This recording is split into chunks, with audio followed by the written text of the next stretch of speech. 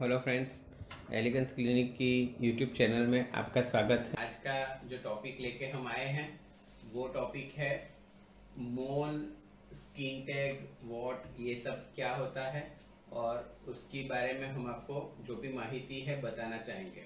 तो देखते हैं जो स्किन की जो स्वेलिंग्स होती हैं उसके बारे में। Hello sir. सर मोल क्या होता है? मोल हम गुजराती में जिसको तल या मसा बोलते हैं वो होता है। ज्यादातर मोल जो है वो हो सकता है या 25 साल तक की आपकी एज तक वो डेवलप हो सकता है। वो काले कलर का तिल जिसको बोलते हैं हम, वो उसको वो ज्यादातर चमड़ी के लेवल पे होता है, चमड़ी से ऊंचा नहीं होता है। काफी बार मोल चमड़ी से ऊंचा भी हो सकता है या उसमें से बाल निकल रहा है, मसा बोलते हैं उसको। मोल या तिल नहीं बोलते हैं। तिल माने चमड़ी के लेवल पे रहता है, मसा जो होता है वो चमड़ी से बाहर आता है। लेकिन ये ब्लैक या ब्राउन कलर का होता है और ये सिंपल से बिना कैंसर ना हो उस टाइप के स्वेलिंग्स होते हैं। वो ज्यादातर डैमेज नहीं करते हैं। और सर वॉट किसे कहते हैं? वॉट जो होता है वो व्हाइट कलर का, एकदम जैसे अपने फ्लावर की सब्जी आती है वैसा एक ग्रोथ होता है जो चमड़ी के ऊपर से उगता है। और जो वॉट होता है वो सफेद रंग का होता है और ज्यादातर वो स्किन पे वायरस के इन्फेक्शन की वजह से होता है। माने वो वायरल वॉट्स होते हैं, ज्यादातर जो भी वॉट्स होते हैं वो वायरस के इन्फेक्शन की वजह से होते हैं। तो वॉट्स जो हैं वो चेपी रोग है, वो अपने शरीर पे दूसरी जगह पे भी फैल सकते हैं। और सर स्किन टैग किसे कहते हैं? स्किन टैग जैसे नाम दिखाता है कि कुछ टिश्यू जो है वो स्किन से कवर है लेकिन स्किन से लटक रहा है बाहर। उसको वहां पे एक स्टॉक माने एक पतली टिश्यू रहती है और उसके बाद वो एक गोल सा पार्ट उसके ऊपर लगा रहता है। तो उसको हम स्किन टैग बोलते हैं। माने वो नॉर्मल चमड़ी का ही एक्सटेंशन जैसे बाहर हुआ हो वैसा होता है। सर फ्रेकल्स क्या होता है? फ्रेकल्स जो है वो सन डैमेज की वजह से अपने शरीर के ऊपर जो ब्राउन ब्लैक कलर के पिगमेंटेशन बनते हैं, ज्यादातर इंडियंस में कम होते हैं लेकिन जो लोग बहुत गोरे हैं या जिनको सन एक्सपोजर है उनको फेस के किसी भाग पे या शरीर के जो एक्सपोज भाग है वहाँ पे ब्लैक ब्राउन कलर के पिगमेंट बन जाते हैं, उसको फ्रेकल्स बोलते हैं। मैंने वो ज्यादातर सन डैमेज की वजह से होते हैं। वो भी चमड़ी के लेवल पे ही रहते हैं, वो चमड़ी से ऊपर नहीं उठते हैं। सर ये सब को निकालने की जरूरत क्यों पड़ती है? ज्यादातर जो स्वेलिंग्स हमने बताई उसमें से जो मोल होते हैं वो हम इंडियन लोग जो होते हैं काफी अच्छी जगह पे होते हैं तो उसको ब्यूटी स्पॉट मानते हैं। काफी बार वो मोल जो होते हैं हम पासपोर्ट में आइडेंटिटी में भी डाल देते हैं। काफी बार जो मोल होता है वो ऐसी जगह होता है कि बहुत ही सुंदर दिखता है, तो वैसे मोल को निकालने की जरूरत नहीं पड़ती है। लेकिन काफी बार मोल ऐसी जगह पे होता है कि जो चेहरे पे खराब दिखता है, जैसे कि यहाँ पे बिंदी की जगह पे कोई बड़ा मोल हो या होठों के बाजू में कोई बड़ा मोल हो या ऐसी कोई जगह है जहाँ पे वो अच्छा ना दिखे तो उसको निकालने की जरूरत पड़ती है। मोल्स के अलावा जो मोल में से जैसे हमने बताया कि जो बड़ा हेयरी निवस जिसको बोलते हैं, माने हेयर वाला या बड़ा मसा होता है, उसको निकालने की जरूरत पड़ती है क्योंकि वो दिखता खराब है। जबकि बाकी के जो होते हैं कि वॉट, क्योंकि वॉट तो इन्फेक्टेड होता है तो उसको निकालना जरूरी है, नहीं तो वो शरीर पे फैल सकता है। और जो स्किन टैग है वो ज्यादातर एज के बाद माने 40 इयर्स के एज के बाद अपने बगल में या ब्रेस्ट के बाजू में या एब्डोमेन पे या थाइस पे देखे जाते हैं। वो भी नॉन कैंसरस है, सिंपल सी गांठ होती है, तो वो नड़ती है काम करने में, कपड़े पहनने में, तो इसलिए उनको निकाला जाता है। और जो बाकी जो फ्रेकल्स हैं वो भी कॉस्मेटिक प्रॉब्लम है। आपका चेहरा एकदम गोरा है, क्लीन है, ब्राइट है, लेकिन उसके ऊपर दाग पड़े हैं तो अच्छा नहीं दिखता है। तो ज्यादातर ये मोल्स फ्रेकल्स सब अपने कॉस्मेटिक पर्पस के लिए ही ज़्यादातर निकाले जाते हैं, जबकि वॉट वो फैले नहीं उसके लिए निकाला जाता है। सर अगर इनको ना निकाले तो कोई रिस्क होता है? जैसे हम पहले से बात करें तो मोल्स जो होते हैं वो चमड़ी लेवल पे रहते हैं, फ्लैट रहते हैं, कोई प्रॉब्लम नहीं है। अगर जो मसा है वो भी सेम साइज का रहता है, कोई प्रॉब्लम नहीं। लेकिन काफ़ी बार वो मसा में से आपको कैंसर हो सकता है। तो वो कैंसर हो तो वो जोखमी चीज़ है, उसके वो स्किन कैंसर का एक टाइप है। इसलिए मोल्स को अगर ना निकाले, जो बहुत बड़े मोल्स है उसकी बात कर रहा हूँ, तो उसमें से कैंसर होने की संभावना रहती है। इसके अलावा वॉट अगर ना निकाले तो उसमें से भी बहुत सारे वॉट्स होकर आपको इन्फेक्टेड हो सकते हैं, काफ़ी सारी खराब वो आपका चेहरा दिख सकता है। फ्रेकल्स भी कॉस्मेटिक प्रॉब्लम है तो वो निकालना पड़ता है। स्किन टैग अगर आप चाहें तो निकाल सकते हैं, उसको ना निकालने से कोई प्रॉब्लम नहीं आती है। सर कैसे जान सकते हैं कि मोल के अंदर कैंसर है?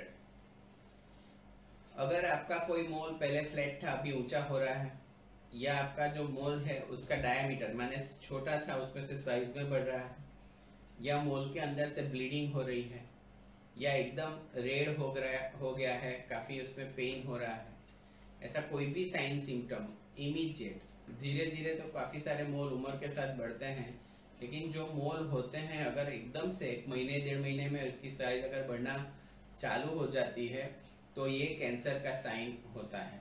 ज़्यादातर जो 0.5 या माने आधे से 1 सेंटीमीटर के बीच के जो मोल्स रहते हैं उसमें ये कैंसर होने की संभावना रहती है।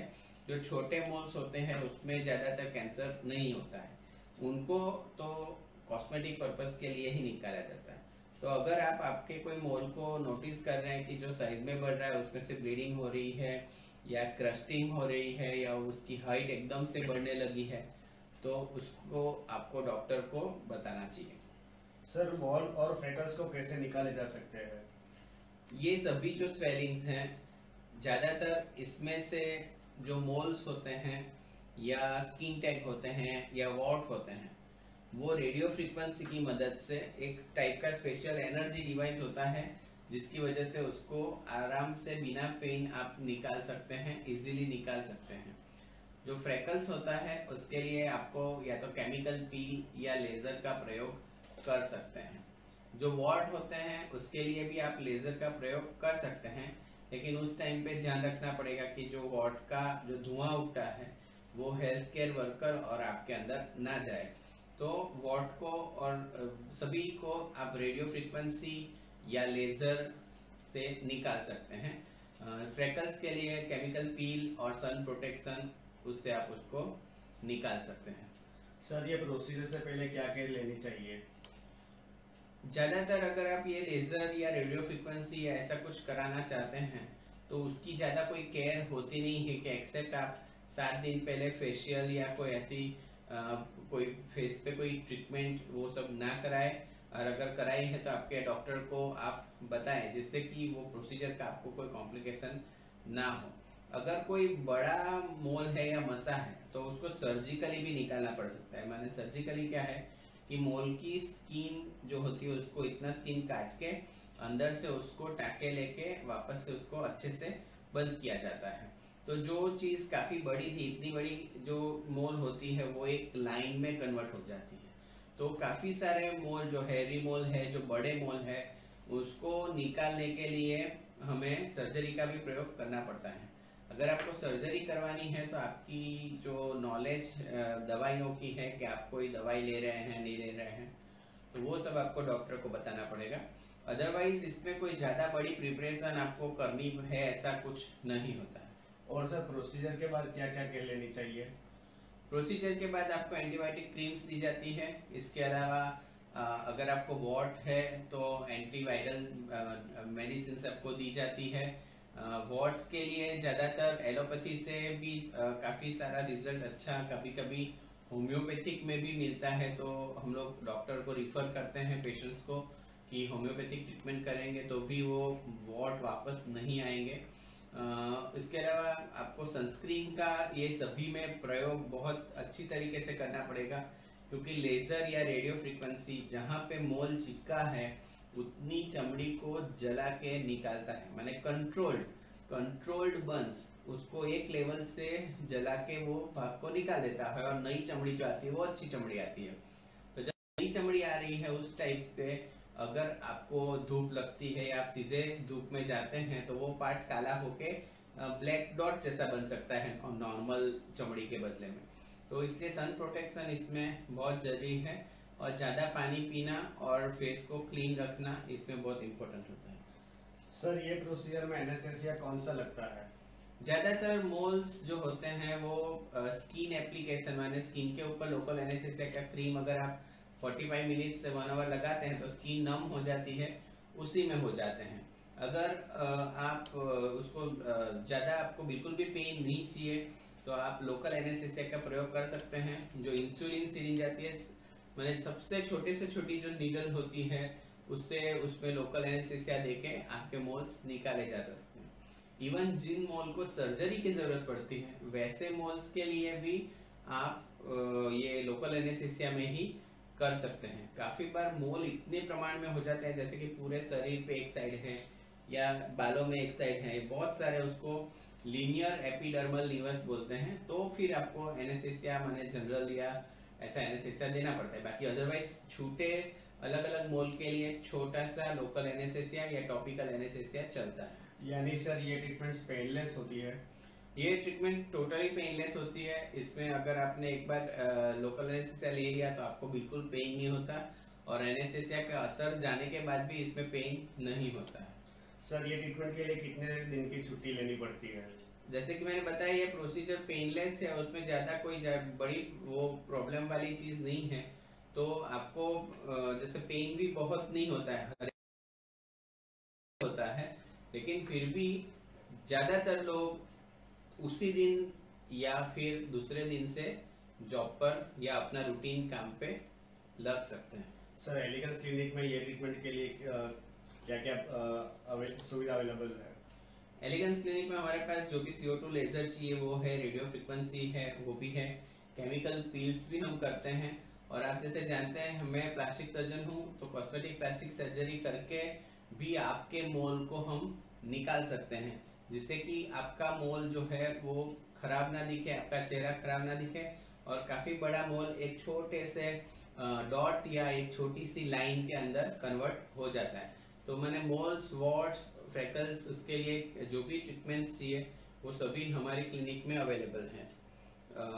मैं आपको दोस्तों यहाँ पे थोड़े से रिजल्ट, एक दो प्रोसीजर हमारे जो पेशेंट्स हैं उनकी दिखाना चाहूँगा। तो आइए देखते हैं थोड़े रिजल्ट्स। आज जैसे देख रहे हैं कि यहाँ पे ये आँखों के नीचे काफ़ी बड़ा ये मोल है, तो उसको हमने निकाल दिया है। और यहाँ पे ये जैसे आँखों की नॉर्मल लाइन रहती है उसी लाइन में ये लाइन कन्वर्ट हो गई है। तो अगर आप देखेंगे तभी आपको पता चलेगा कि यहाँ पे कोई लाइन जैसी है, तो ये लुक में काफ़ी फर्क पड़ जाता है। इसके अलावा आप देखेंगे कि ये होंठ पे काफ़ी बड़ा यहाँ पे नीवस है, तो ये जो हेयरी मोल होता है खराब दिखता है, तो उसको भी हमने सर्जरी से निकाल दिया है। आप देख रहे हैं कि अभी होंठ काफ़ी सुंदर दिख रहा है। ऐसे जो छोटे मोल्स होते हैं, काफ़ी सेंसिटिव पेशेंट्स होते हैं, उनको यहाँ पे ये मोल्स तो वो निकालना चाहते हैं, तो ये भी हमने निकाल दिया है। ये लेडी को 2 जगह पे मोल थे, उनको अच्छे नहीं लग रहे थे। जैसे कि ये मोल है लेकिन वो चमड़ी के लेवल पे है तो उनको नहीं निकालना, लेकिन ये जो एलिवेटेड हैं तो उनको निकालना था। तो आप देख रहे हैं कि यहाँ पे बिल्कुल भी ना पता चले उस टाइप के यहाँ पे हल्के से डॉट्स इनके रह जाते हैं। तो ये सभी जो हैं रेडियो फ्रीक्वेंसी और लेज़र या सर्जरी से हमने निकाले हुए हैं। इसके बारे में जो आप सर्जिकल मोल रिमूवल होता है वो कैसे हम करते हैं, उसके लिए हमारे YouTube चैनल पे बहुत सारे मोल रिमूवल के भी वीडियोस हैं। तो अगर आप उसको देखना चाहते हैं तो हमारा YouTube चैनल है Elegance Clinic doctor Ashutosh Shah. ये आप सर्च करेंगे YouTube पे तो हमारा चैनल खुलेगा और वो चैनल पे आप मोल रिमूवल पे आपकी वीडियोस की कैसे हम ये सर्जरी करते हैं देख सकते हैं। और अगर आपको ये वीडियो अच्छे लगे तो आप हमारी चैनल को लाइक और सब्सक्राइब भी कर सकते हैं, जिससे कि अगर हम ऐसी कोई माहिती जो हम रेगुलरली रखते रहते हैं तो आपको उसका नोटिफिकेशन भी मिल जाएगा। हमारा एड्रेस, फ़ोन नंबर और कॉन्टेक्ट डिटेल यहाँ पे दिए हुए हैं। इसके अलावा ये QR कोड को स्कैन करके आप हमारे वेबसाइट पे जा सकते हैं, जो है drashutosha.com। दूसरे QR कोड को स्कैन करके आप जा सकते हैं हमारे YouTube चैनल पे, जो है Elegance Clinic doctor Ashutosh Shah. इसको आप सब्सक्राइब भी कर सकते हैं, उसका बेल आइकन भी दबा सकते हैं, और वीडियो आपको अच्छा लगा तो उसको आप लाइक और शेयर भी कर सकते हैं। और हमें आपकी कमेंट्स का इंतज़ार रहेगा। और आपके समय के लिए धन्यवाद।